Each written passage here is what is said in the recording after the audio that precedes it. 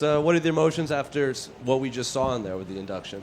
It was going pretty good, but then once all those fighters and Dana were saying those nice things about me, got a little choked up. But definitely honors, amazing accomplishment, a lot of hard work put into it, not just by me, but trainers, training partners, freaking management team. Just been a long road and just another gift. Did you have any idea this was going to happen? Because the last few inductees we've talked to said, Dana asked them to come sit cage side, and then they surprised them with the video package.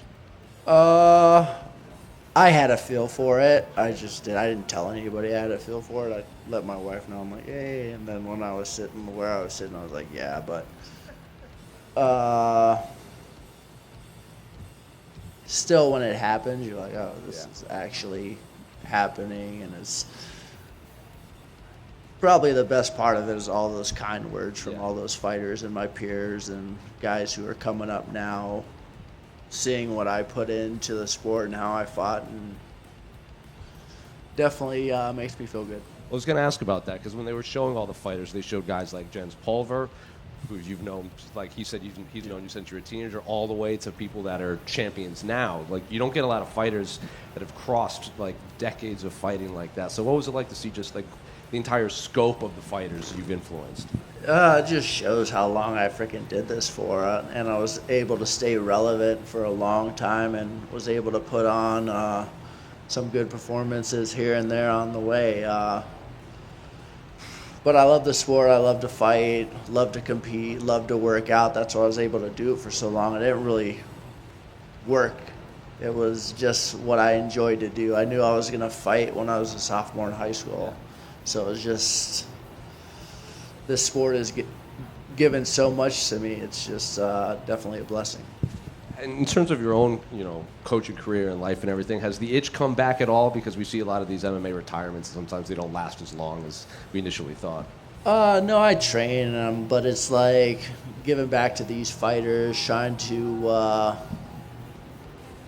grow and become somebody else. I mean, I fought for so long, did it for so long. Fighting's easy for me. Like, the training's hard. Like, I can't train like nonstop like I used to. I could train hard for like 4 hours, but then I might have to take like 2 days off. So it's different in that way, but I can still fight. I can still compete, but it's just different now.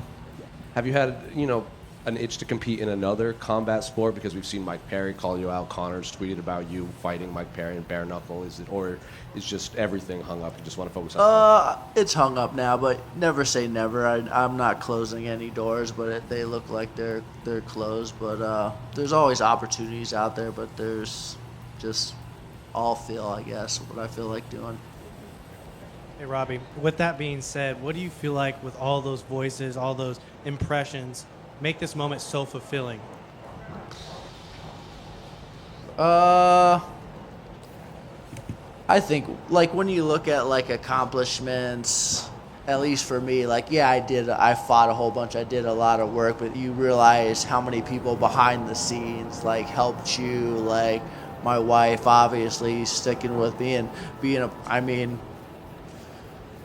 this sport and sports in general, if you do things at a high level, you have to focus on yourself. And I did a lot of focusing on myself, eating when I wanted to, like not worrying about what my son and wife were doing, just kind of like, I need to eat, I need to do these things. So like definitely a lot of sacrifice, not just for me, but from my team and everyone around me and my family. So it's just, that's what I see, like sacrifice from others.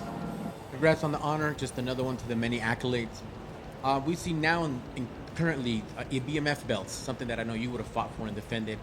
What are the guys that continue that ruthless tradition, in your opinion, that fight just like you? I mean, obviously Gaethje, Dustin Poirier. There's lots of guys who are gonna, and there's plenty of guys who are gonna come up there and fight better than I fought and just go out there and put on shows. The sport's evolving, and these fighters are getting better. They started at a very young age, and I'm proud to be a part of the growth of the sport, and I'm honored to still be a part of this coaching and the Hall of Fame. Thank you, sir. Congrats. Just one more in the front right here. just because you brought up him, I asked this question to Justin Gaethje at Media Day, that these days there's a lot of young fighters that use his name as a description of how they want to fight. Like they want to be the flyweight Justin Gaethje, the heavyweight Justin Gaethje. And Justin said, well, I wish they wouldn't do that because it might prolong their career. So now as a coach, you might see guys that want to fight like that, fight like you. Yeah. Like, do you share that same sentiment as Justin? I think guys should fight to their skill sets. And if a guy's long, he should probably fight long. He probably shouldn't fight like me and get inside. So it's all about skill sets. If you're not a power puncher and you don't have power to knock somebody out, maybe you should. So that's kind of how I coach. I coach the guy's attributes, and it's not always about putting on a show. It's about winning and prolonging your career.